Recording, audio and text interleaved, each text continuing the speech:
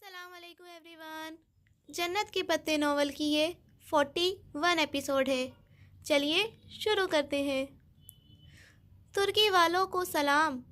واپسی پر کورسل میں بیٹھے جب اس نے میجر احمد کو کال کی اور جواباً احمد نے کال کاٹ کر اسے خود سے کال کی تو اس کا ہیلو سنتے ہی وہ جیسے کسی خوشگوار حیرت کے زیر اثر بولا تھا، زندگی میں پہلی دفعہ آپ نے میجر احمد کو خود یاد کیا ہے، مگر جب آپ نے کال نہیں اٹھائی تو میں سمجھا کہ وہ ٹیکسٹ آپ نے غلطی سے کر دیا ہوگا۔ یہ بات نہیں ہے، میں اس وقت جہان کے ساتھ تھی، سوچا بعد میں تفصیلی بات کروں گی۔ اچھا، وہ جیسے چپ ہو گیا، شاید اسے جہان کا ذکر کرنا ناگوار گزرا تھا۔ میں نے جہان کو آپ کے بارے میں بتایا، مگر وہ آپ کو نہیں جانتا۔ کیوں؟ آپ نے کیوں بتایا؟ وہ بہت حیران ہوا۔ شوہر کو علم ہونا چاہیے کہ اس کی بیوی کس سے بات کرتی ہے، وہ ذرا جتا کر بولی۔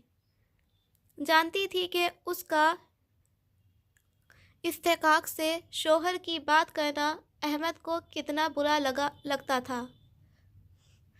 شوہروں کا بھروسہ نہیں ہوتا، احتیاط کیجیے گا، آپ پھنس ہی نہ جائیں۔ غلط کام تو نہیں کر رہی کہ پھنسوں؟ بہرحال ہم کام کی بات پہ آتے ہیں۔ اس کا لہجہ بے لچک ہو گیا، ساتھ ہی جو کچھ بیوقعہ میں وہ جان پائی تھی اس نے میجر احمد کو بتا دیا۔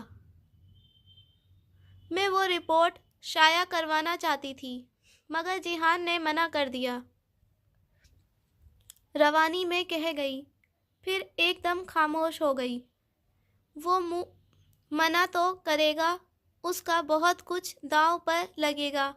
خیر، آپ بالکل وہ رپورٹ شائع کروائیں، مگر حیا اس سے کوئی فرق نہیں پڑے گا۔ کیا مطلب؟ وہ جہان والی بات نظر انداز کر گئی۔ وہ ذاتی عناد کے باعث کہہ رہا تھا، یقیناً۔ ایک رپورٹ سے ARP جیسے بندے کا کیا بگڑے گا؟ مافیا کے ایک ایک بندے کے پیچھے پوری کی پوری ٹیم ورکنگ ہوتی ہے۔ عبد الرحمن جیسے شہرت یافتہ تو صرف پل کا کام کرتے ہیں، ایسے کہ اپنے دامن پر کوئی چھینٹا نہ پڑے، سو ان کے خلاف نہ ثبوت ہوتے ہیں نہ فائلز کھلتی ہیں۔ مگر میں نے سنا ہے کہ اس کے عالمی دہشت گرد تنظیموں سے بھی۔ کس سے سنا ہے؟ وہ بات کاٹ کر بولی۔ لیڈی کبرا سے، ادلار میں۔ بہرحال یہ دوسری دنیا کے لوگ ہیں، آپ ان معاملوں میں مت پڑیں۔ تو پھر یہ پاشا میرے پیچھے کیوں پڑا ہے آخر؟ وہ زچ ہو کر بولی۔ مجھے تو لگتا ہے حیا اس نے آپ کا پیچھا چھوڑ دیا ہے، اب صرف آپ اس کے پیچھے پڑی ہیں۔ وہ ایک دم چپ ہو گئی، اس کے پاس کوئی جواب نہیں تھا۔ ویسے ضروری نہیں تھا کہ آپ میرے بارے میں جہان سکندر کو بتائیں، انسان کو کچھ باتیں اپنے تک بھی رکھنی چاہیے۔ بس بوسفورس برج سے گزر رہی تھی اور وہ کھڑکی سے باہر پل تلے بہتے سمندر کو دیکھ سکتی تھی۔ وہاں حسب معمول ایک فیری تیر رہی تھی۔ میں نہیں چاہتی کہ کوئی میرے اور آپ کے رابطے کو غلط طریقے سے استعمال کرے، مجھے رسوا کر سکے۔ اللہ آپ کو رسوا نہیں کرے گا حیا، جنت کے پتے تھامنے والوں کو اللہ رسوا نہیں کرتا۔ اسی لمحے دور نیچے سمندر کے کناروں پر بگلوں کا ایک گول پھڑپھڑاتا ہوا اڑا تھا۔ وہ نگاہیں ان کے سفید پروں پر مرکوز کیے ٹھہر سی گئی۔ آپ جنت کے پتے کسے کہتے ہیں؟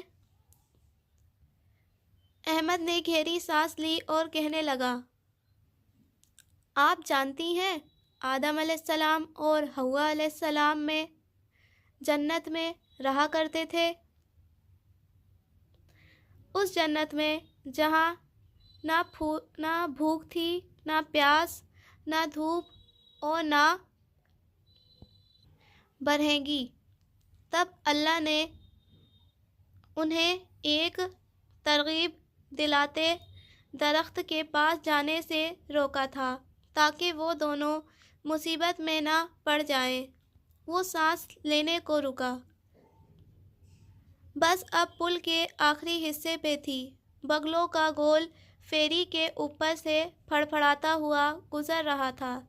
سمندر پیچھے کو جا رہا تھا۔ اس وقت شیطان نے ان دونوں کو ترغیب دلائی کہ اگر وہ اس ہمیشگی کے درخت کو چھو لیں تو فرشتے بن جائیں گے یا پھر ہمیشہ رہیں گے۔ انہیں کبھی نہ پرانی ہونے والی بادشاہت ملے گی۔ پل پیچھے رہ گیا۔ گورسل اب پرانے شہر اناتولیہ میں داخل ہو رہی تھی۔ وہ ہر شے سے بے نیاز یکسوئی سے سن رہی تھی۔ سو انہوں نے درخت کو چکھ لیا، حد پار کر لی تو ان کو ورابے لباس کر دیا گیا۔ اس پہلی رسوائی میں جو سب سے پہلی شے جس نے انسان کو ڈھکا تھا وہ جنت کے پتے تھے۔ ورق الجنہ۔ پرانے شہر کی سڑک پر کوئی ٹریفک جام تھا۔ گورسل بہت سست روی سے چل رہی تھی۔ سڑک کنارے چلتے لوگ اور دکانوں پہ لگا رش اسے کچھ دکھائی نہیں دے رہا تھا، وہ بس سن رہی تھی۔ آپ جانتی ہیں ابلیس نے انسان کو کس شے کی ترغیب دلا کر اللہ کے حد پار کروائی تھی؟ فرشتہ بننے کی اور ہمیشہ رہنے کی۔ جانتی ہو حیا فرشتے کیسے ہوتے ہیں؟ اس نے نفی میں گردن ہلائی، گو کہ وہ جانتی تھی کہ وہ اسے نہیں دیکھ سکتا۔ فرشتے خوبصورت ہوتے ہیں۔ وہ لمحے بھر کو رکا، اور ہمیشہ کی بادشاہت کسے ملتی ہے؟ کون ہمیشہ کے لیے امر ہو جاتا ہے؟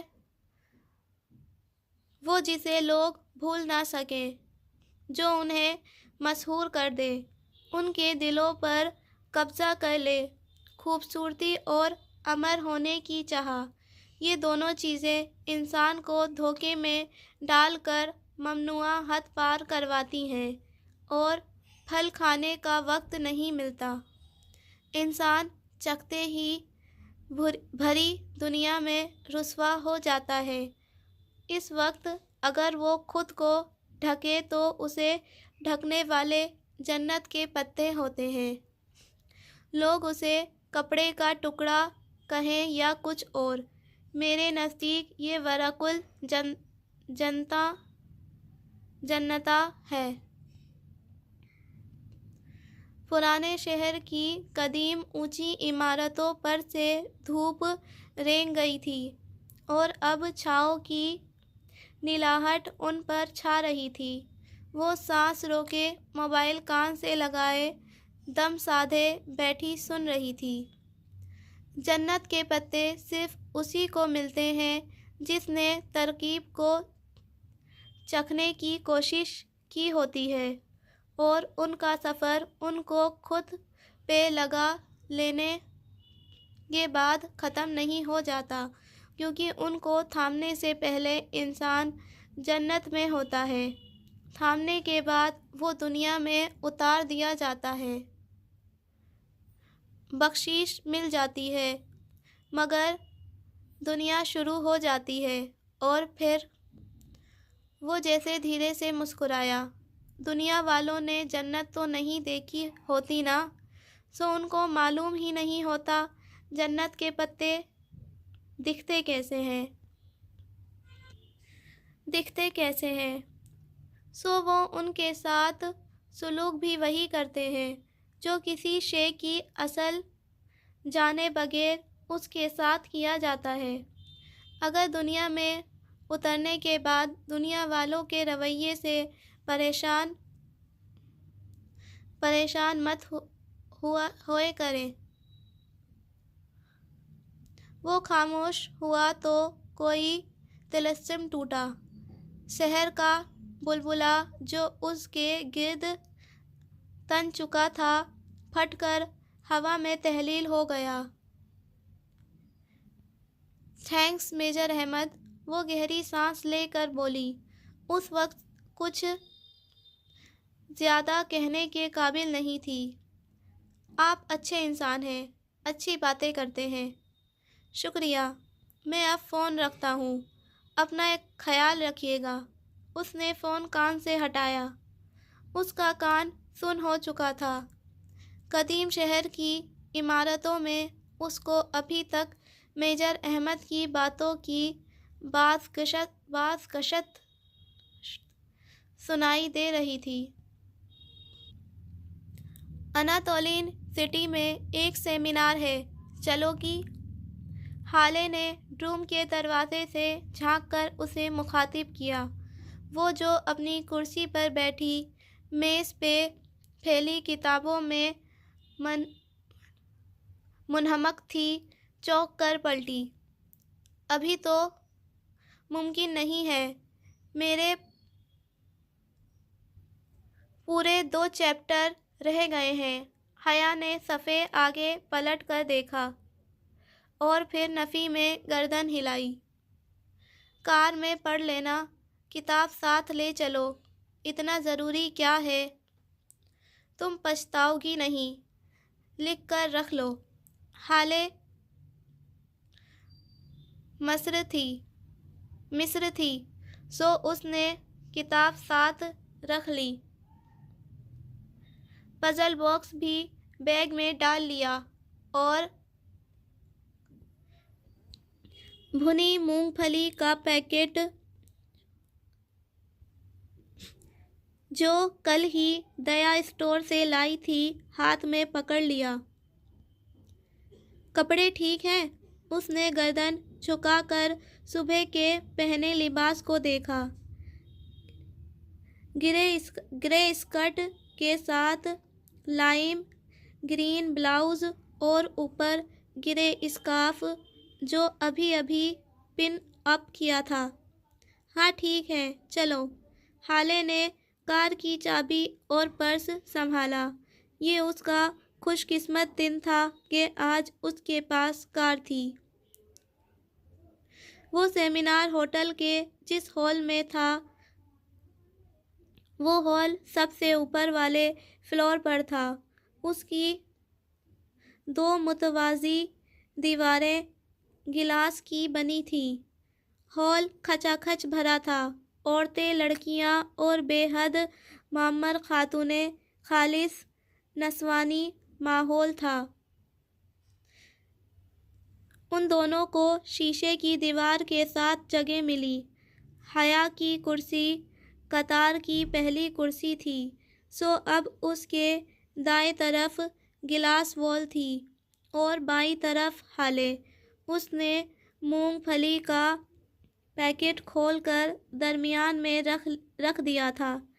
وہی ڈی جے کے ساتھ کلاس میں کھانے کی عادت۔ روسٹرم کے عقب میں دیوار اس خوبصورت بینر سے ڈھکی تھی جس پر انگریزی میں چھپا ہوا تھا، فیس ویل مینڈیٹری اور ریکمینڈڈ، چہرے کا نقاب واجب یا مستحب۔ اس نے 2 انگلیوں اور انگوٹھے کو پیکٹ میں ڈال کر چند دانے نکالے اور منہ میں رکھے۔ وہ اسکارف کر لے۔ یہ اس کے تقوی کی انتہا تھی۔ سو اب چہرے کا نقاب واجب تھا یا مستحب؟ کیا فرق پڑتا تھا؟ سیمینار انگریزی میں تھا، سو ڈائز سنبھالے کھڑی مہرون اسکارف والی عربی خاتون انگریزی میں ہی کہہ رہی تھی، واجب وہ چیز ہوتی ہے جو کرے تو ثواب، نہ کرے تو گناہ، جبکہ مستحب وہ کام ہے جو کرے تو ثواب مگر نہ کرے تو گناہ نہیں ہے۔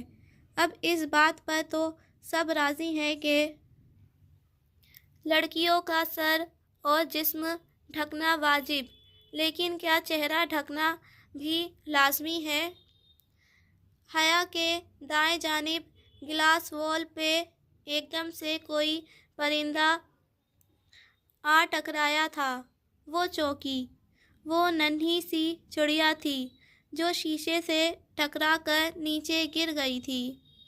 جب میں کہتی ہوں کہ چہرہ ڈھکنا واجب نہیں صرف مستحب ہے تو اس کی وجہ وہ حدیث ہے کہ جب حضرت اسماء بن ابو بکر رسول اللہ صلی اللہ علیہ وسلم کے پاس آئی اور ان کا لباس ذرا باریک تھا تو آپ صلی اللہ علیہ وسلم نے فرمایا، اسماء، جب لڑکی جوان ہو جاتی ہے تو سوائے اس اور اس کے چہرے اور ہاتھوں کی طرف اشارہ کر کے کچھ نظر نہیں آنا چاہیے۔ اس سے ظاہر ہوتا ہے کہ چہرہ کھلا رکھنے پہ گناہ نہیں ہوتا۔ گری ہوئی چڑیا اب سنبھل کر فرش پر پھدک رہی تھی۔ چند ایک بار اس نے شیشے کی دیوار پر پنجے مار کر چڑھنے کی کوشش کی مگر ناکام رہی، اور پھر جب حج کے موقع پر ایک لڑکی جو اونٹ پر سوار آپ سے بچے کے حج کے بارے میں پوچھ رہی تھی تو آپ صلی اللہ علیہ وسلم کے پیچھے کھڑے فضل رضی اللہ تعالی عنہ لاشعوری طور پر اس لڑکی کے چہرے کو دیکھ رہے تھے تو آپ صلی اللہ علیہ وسلم نے ہاتھ پیچھے کر کے فضل رضی اللہ تعالی عنہ کا چہرہ دوسری جانب پھیر دیا، جبکہ اس لڑکی کو چہرہ ڈھکنے کا نہیں کہا۔ دوسری طرف آپ صلی اللہ علیہ وسلم کے زمانے میں ازواج مطہرات اور صحابیات جو حجاب اوڑھتی تھیں وہ مستحب کے درجے کا تھا، واجب کا نہیں۔ سو جو صورت نور میں ہے کہ وہ اپنی زینتیں چھپائیں سوائے اس کے جو خود ظاہر ہو جائے تو وہ جو خود ظاہر ہو جائے میں سرما، انگوٹھی، سرما، انگوٹھی وغیرہ کے ساتھ چہرہ بھی شامل ہے۔ چڑیا پھڑپھڑاتی ہوئی کب کی اڑ چکی تھی۔ وہ مونگ پھلی چباتے ہوئے سر اسبات میں ہلاتی مقررہ کو سن رہی تھی۔ وہ مزید چند دلائل دے کر اپنی کرسی پر واپس جا چکی تھی اور تب تک وہ مطمئن ہو چکی تھی۔ اسے ان کی ساری بات ٹھیک لگی تھی۔ میں ڈاکٹر فریحہ سے اختلاف کی جسارت کروں گی۔ ڈائز پر آنے والی گرے اسکارف والی مقررہ اپنی بات شروع کر چکی تھی۔ وہ دراصل بحث تھی۔ حیا اور ہالے باری باری اپنی پیکٹ میں انگلیاں ڈال کر مونگ پھلی نکالتے ہوئے پوری طرح ان کی طرف متوجہ تھیں۔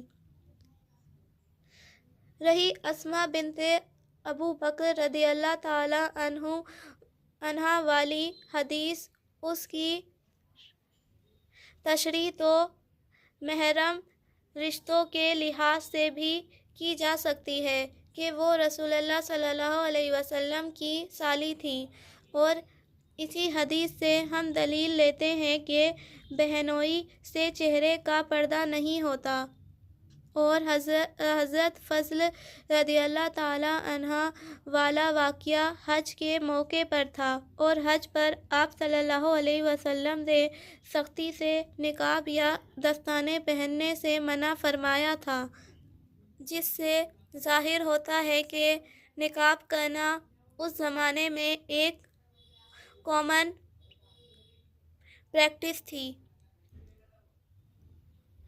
دو فاختائیں تیزی سے اڑتی ہوئی آئیں اور شیشے کی دیوار سے ٹکرائیں۔ حیا نے گردن موڑ کر دیکھا۔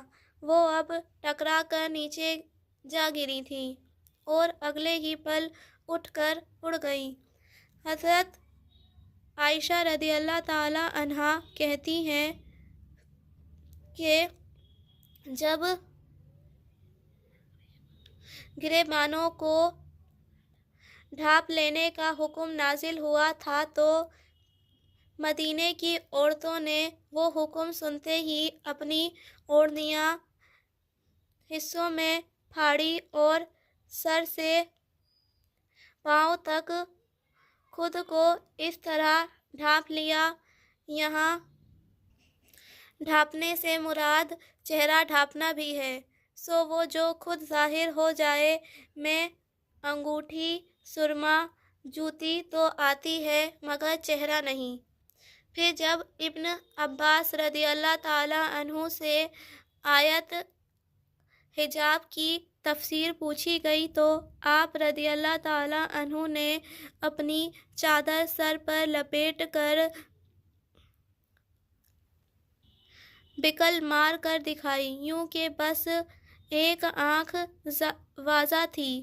آیت حجاب میں اللہ نے اے ایمان والو کہہ کر حکم دیا ہے، اور جب اللہ تعالی مومن کو اس کے ایمان کا واسطہ دے کر حکم دیتا ہے تو حکم بے حد اہم ہو جاتا ہے۔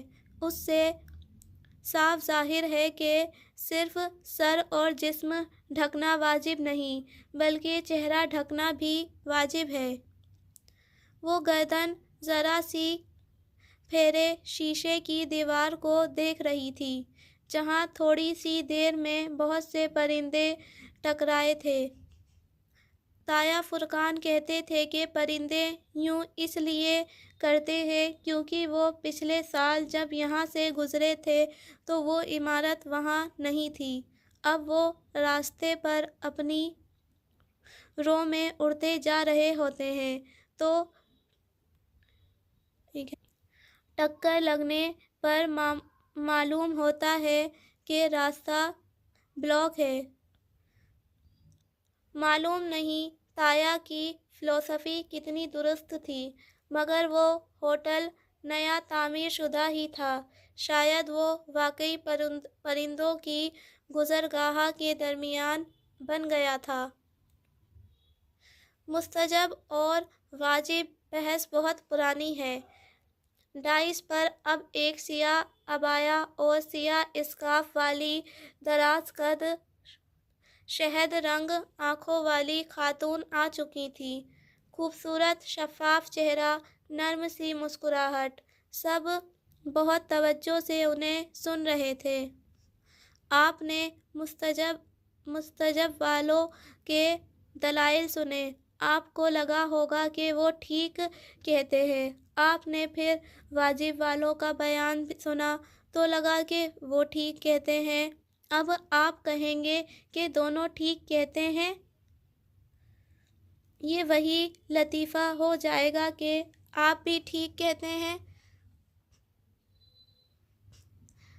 ہال میں بے اختیار قہقہ بلند ہوا، شیشے کی دیواریں بھی مسکرا اٹھیں۔ ایسا ہے کہ میں ان دونوں میں سے کسی گروہ کی حمایت یا مخالفت کرنے کے لیے نہیں آئی، میں کچھ اور کہنا چاہتی ہوں۔ وہ لمحے بھر کو رکی۔ پورا ہال بہت دلچسپی سے سن رہا تھا۔ ہم عموماً دنیا اور آخرت کی مثال کسی کالج ایگزام سے دیتے ہیں، رائٹ؟ تو وہی مثال لے لیتے ہیں۔ دنیا اور آخرت کے کسی بھی اسکول یا کالج کا جب پیپر سیٹ کیا جاتا ہے تو اس میں چند سوال بہت آسان رکھے جاتے ہیں جو کوئی اوسط درجے کا طالب علم بھی حل کر کے 33% سے زیادہ نمبر لے کر پاس ہو سکتا ہے۔ پھر چند سوال ذرا مشکل ہوتے ہیں جو صرف اچھے طلبہ حل کر کے 70-80% نمبر لے جاتے ہیں، اور آخر میں کچھ سوال بہت پیچیدہ اور مشکل رکھے جاتے ہیں۔ وہ سوال پوزیشن ہولڈرز کا فیصلہ کرتے ہیں، اسی لیے عموماً پوزیشن ہولڈرز کے آپس میں چند نمبر زیادہ پرسنٹیج کے ذرا سے تناسب کا فرق ہوتا ہے۔ یہ سوال مستحب ہوتے ہیں۔ ہم عموماً سمجھتے ہیں کہ مستحب وہ ہوتا ہے کہ جب 5 میں سے 4 سوال حل کرنے ہوں تو چاروں میں سے کوئی غلط ہونے کے ڈر سے 5واں بھی اٹیمپٹ کر دیا جائے۔ ایکسٹرا سوال، جبکہ وہ مستحب نہیں ہوتا۔ وہ اب کرسی پہ ذرا آگے ہو کر بیٹھی، غور سے سن رہی تھی۔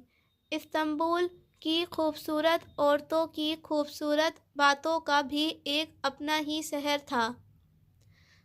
اب ہوتا یہ ہے کہ شفاف چہرے والی ڈاکٹر شائستہ کہہ رہی تھی کہ اس مسئلے پہ واجب والے مستحب والے پہ الزام لگاتے ہیں کہ اب اپنی مرضی کا دین چاہتے ہیں اور خواہشات کی پیروی کر رہے ہیں، جبکہ مستحب والے انہیں کہتے ہیں کہ آپ شدت پسند ہو رہے ہیں۔ الزامات کی اس جنگ میں لڑکیوں کے پاس بہانہ آ جاتا ہے کہ انہیں حجاب کی ضرورت نہیں ہے، وہ ایسے ہی ٹھیک ہیں، کیونکہ یہ تو ثابت ہی نہیں ہے کہ اسلام میں چہرے کا پردہ ہے بھی یا نہیں، جبکہ یہ غلط تاثر ہے۔ بحث نقاب کے ہونے یا نہ ہونے کی نہیں ہے، بلکہ بحث اس کے واجب یا مستحب ہونے کی ہے۔ آسان الفاظ میں کہتی ہوں، اس پہ سب راضی ہیں کہ نقاب کرنے پہ ثواب ہے، جبکہ اختلافی نقطہ یہ ہے کہ کیا نقاب نہ کرنے پہ گناہ بھی ہے یا نہیں۔ اس نے اسکالر کے چہرے کو دیکھتے انگلیاں پیکٹ میں ڈالی تو پورو نے خالی پیکٹ کو چھوا۔ مونگ پھلی کب کی ختم ہو چکی تھی۔ اس نے انگلیاں نہیں نکالیں، وہ ویسے ہی پوری یکسوئی سے اسٹیج کی طرف دیکھ رہی تھی۔ میں سوچتی ہوں کہ تھوڑی دیر کے لیے ہم اختلافی تقویٰ یعنی گناہ ہے یا نہیں چھوڑ دیں اور صرف متفق نقطے پہ غور کریں تو اس مسئلے کا حل نکل سکتا ہے۔ گناہ کو چھوڑ دیں۔ کامن پوائنٹ دیکھیں کہ نقاب کرنا ایک نیکی ہے، بہت بڑی نیکی، تو کیا جو چیز مستحب ہوتی ہے اسے فالتو سمجھ کر چھوڑ دیا جاتا ہے؟ جیسے مستحب والے کرتے ہیں، وہ نقاب کو غیر واجب قرار دے کر اس کی ترویج و تبلیغ کرنا ہی چھوڑ دیتے ہیں۔ ہم سمجھتے ہیں کہ صرف 33% والے جواب دے کر کسی فالتو سوال کے بغیر ہی ہم پاس ہو جائیں گے۔ کیا ہمیں یقین ہے کہ ہمارے 33% کا جواب نامہ بھی درست لکھا گیا ہے؟ ان کے سوال پر ہال میں خاموشی چھائی رہی، مرعوب سی خاموشی۔ ادھر ہم سب عورتیں اور لڑکیاں ہی موجود ہیں۔ ایک بات کہوں آپ سے، ہم میں یہ چند باتیں ضرور ہوتی ہیں، ساری نہیں تو کچھ تو ضرور ہی۔ ہم جلد جیلس ہو جاتی ہیں، کسی کے پیچھے اس کی برائی بھی کر لیتی ہیں، منہ سے جھوٹ بھی پھسل جاتا ہے۔ نمازیں ہم پوری پڑھتی نہیں، جو پڑھیں ان میں بھی دھیان کہیں اور ہوتا ہے، ان کا بھی پتہ نہیں کتنا 5واں 9واں یا 10واں حصہ لکھا جاتا ہوگا۔ رمضان کے روزے رکھ لے تو چھوٹے روزوں کی قضا دینا بھول جاتے ہیں۔ یہ تھا وہ 33% پرچہ۔ یہ کتنا اچھا ہم حل کر رہے ہیں، ہم جانتے ہیں، پھر بھی ہمیں لگتا ہے کہ ہمیں کسی ایکسٹرا عمل کی ضرورت نہیں۔ مائی ڈیئر لیڈیز، جنت صرف خواہش کرنے سے نہیں مل جاتی۔ کیا آپ کو معلوم ہے کہ آدم کی اولاد میں ہر ایک 1000 میں سے 999 جہنم میں ڈالے جائیں گے اور صرف ایک جنت میں داخل کیا جائے گا؟ یہ میں نہیں کہہ رہی، یہ بخاری کی حدیث ہے۔ کیا ہم اس اعمال نامے کے ساتھ اس ایک میں شامل ہو سکتے ہیں؟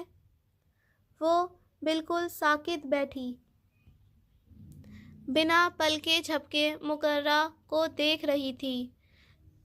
جہنم کے لفظ نے اس کی آنکھوں کے سامنے ایک فلم چلا دی تھی،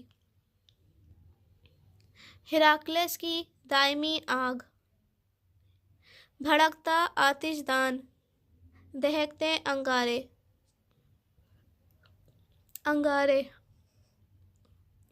آج ہم بحث کرتے ہیں کہ نقاب واجب ہے یا نہیں۔ میں سوچتی ہوں کہ کل کو قیامت کے دن جب ہم ایک ایک نیکی کے تلاش میں ہوں گے، تب ہم شاید رو رو کر کہیں گے کہ آخر اس سے کیا فرق پڑتا ہے کہ حجاب واجب تھا یا مستحب، تھا تو نیک عمل، تھا تو ثواب ہی نہ، تو ہم نے کیوں نہیں کیا؟ انہوں نے رک کر ایک گہری سانس اوپر کو کھینچی۔ یقین کریں، میں واجب والوں اور مستحب والوں کسی کی حمایت یا مخالفت نہیں کر رہی، میں بس ایک بات کہہ رہی ہوں کہ حجاب کرنا نیکی ہے۔ سوچا ہے آپ اسے واجب سمجھ کر کریں یا مستحب سمجھ کر، اسے کریں ضرور اور اسے پھیلائیں بھی ضرور۔ ہمارے جھوٹ، خیانتیں اور دھوکے ہمارے لیے جو آگ تیار کر رہے ہیں، اس سے دور ہونے کے لیے جو کرنا پڑے۔ اور ایک آخری بات، وہ پھر سانس لینے کو رکی۔ ہال میں اسی طرح مکمل خاموشی تھی۔ آپ حجاب کے جس بھی درجے پر ہو، صرف اسکارف لیں یا عبایا بھی لیں یا ساتھ میں نقاب بھی کریں، جو بھی کریں اس پر قائم ہو جائیں، اس سے نیچے کبھی نہ جائیں اور پھر اس کے لیے لڑنا پڑے تو لڑیں، مرنا پڑے تو مریں، مگر اس پہ سمجھوتا کبھی نہ کریں۔ مجھے نہیں معلوم کہ حجاب واجب ہے یا مستحب، میں بس یہ جانتی ہوں کہ یہ اللہ کو پسند ہے، تو پھر یہ مجھے بھی پسند ہونا چاہیے۔ وہ اسٹیج سے اتری تو ہال تالیوں سے گونج اٹھا۔ گرے اسکارف والی، مہرون اسکارف والی دونوں خواتین متفق انداز میں مسکراتے ہوئے سر ہلا کر تالی بجا رہی تھیں۔ وہ بالکل چپ خاموش سی بیٹھی تھی، دل و دماغ جیسے بالکل خالی ہو گئے تھے۔ جیسے ہی وہ سیاہ عبایا والی ڈاکٹر شائستہ ہمدانی دروازے کی طرف بڑھیں، وہ ایک جھٹکے سے اٹھی اور ان کی جانب لپکی۔ میم۔ وہ تیز قدموں سے چلتے ہوئے ان تک آئی۔ یس۔ وہ پلٹیں، ساتھ ہی وہ ایک ہاتھ میں اپنا فون پکڑے تیز تیز کچھ ٹائپ کر رہی تھیں۔ وہ میں بھی کرنا چاہتی ہوں نقاب، مگر اس کی سمجھ میں نہیں آ رہا تھا کہ وہ کیسے اپنی بات سمجھائے۔ مگر میں کیسے کروں؟ بہت آسان ہے۔ ڈاکٹر شائستہ نے موبائل بیگ میں ڈالا اور پھر آگے بڑھ کر اس کے اسکارف کا سامنے کو گرا دایا تکون پلو اٹھایا، اسے پہلے بائیں گال کے ساتھ اسکارف کے ہالے میں اڑسا اور پھر کچھ حصہ دائیں گال کے اس طرف اڑسا، یوں کہ اس کے چہرے کو ایک نفیس سے نقاب نے ڈھانپ دیا۔ بس اتنی سی بات تھی۔ مسکرا کر کندھوں کو ذرا سی جنبش دے کر وہ موبائل نکالنے کے لیے پرس کھنگالتے ہوئے پلٹ گئیں۔ اتنی سی بات تھی؟ وہ اپنی جگہ منجمد سی کھڑی رہ گئی۔ بس اتنی سی بات تھی؟ اس کا سانس گھٹا، نہ دل تنگ ہوا، نہ ہی نگاہوں کے سامنے اندھیرا چھایا۔ سب ویسا ہی تھا، سب اتنا ہی، بس اتنی سی ہی بات تھی۔ اناتولیا کے بازار میں چہل قدمی کرتے، گورسل کی نشست پر کھڑکی کے باہر دیکھتی، سبانجی کے کیمپس میں واپس بس سے اترتے، ہر جگہ اس نے لوگوں کو، دیواروں کو، مناظر کو کھوجنے کی صحیح کی۔ کیا کوئی فرق پڑا تھا؟ مگر اسے احساس ہوا کہ سب ویسا ہی تھا۔ اس میں ہمت نہیں تھی کہ وہ ڈاکٹر شائستہ کا پہنایا نقاب اتار سکتی، سو وہ استنبول میں اسی نقاب کے ساتھ لمحے بتاتی رہی۔ پر کہیں کوئی گھٹن، کوئی تنگی نہ تھی۔ انسان دنیا اپنی آنکھوں سے دیکھتا ہے، نہ کہ ناک، رخسار، ٹھوڑی یا پیشانی سے، سو ان کے ڈھکے ہونے کے باوجود منظر وہی رہتا ہے، پھر کیسی پریشانی! لیکن پھر بھی اسے عجیب سی خفت ہو رہی تھی، باوجود اس کے کہ ہالے کا انداز ویسا ہی تھا جیسا پہلے تھا۔ ڈروم کی سیڑھیاں چڑھتے ہوئے اسے حسین اور مبتسم اترتے دکھائی دیے۔ حسین بس لمحے بھر کو ٹھٹکا تھا، پھر دونوں مسکرا کر سلام کرتے نیچے اتر گئے۔ سب پہلے جیسا تھا۔ اے نبی صلی اللہ علیہ وسلم! آپ کہہ دیں اپنی بیویوں سے اور اپنی بیٹیوں سے اور اہل ایمانوں کی عورتوں سے کہ وہ اپنے اوپر اپنی چادریں لٹکا لیا کریں تاکہ وہ پہچان لی جائیں اور وہ ستائی نہ جائیں۔ بے شک اللہ بخشنے والا مہربان ہے۔ وہ اپنی کرسی پر بیٹھی کتاب پر جھکی، ذہنی طور پر ابھی تک اسی ہال میں تھی جہاں شیشے کی دیواروں سے پرندے ٹکرایا جایا کرتے تھے۔ جب واپسی کے وقت پس منظر میں کسی نے یہ آیت چلا دی تھی تو وہ اس کے ٹرانس سے باہر ہی نہ آ سکی۔ اسے لگا وہ کبھی اس کے اثر سے نہیں نکل سکے گی۔ لمحے بھر میں اس کی سمجھ میں آ گیا تھا کہ وہ آج تک حجاب یا نقاب کیوں نہیں پہن سکی تھی، باوجود اس کے کہ تایا، ابا اور روحیل بھی اسے بہت تاکید کرتے تھے۔ وہ یہ نہیں کر سکی اس لیے کیونکہ انہوں نے ہمیشہ اپنی کہی، کبھی اللہ کی بات سنائی ہی نہیں۔ جبر کی طرح اپنی بات مسلط کرنی چاہیے، اور اکثر باپ بھائی یہی تو کرتے ہیں، اپنی ہی کہتے رہتے ہیں، پھر شکایت کرتے ہیں کہ بچیاں مانتی کیوں نہیں ہیں۔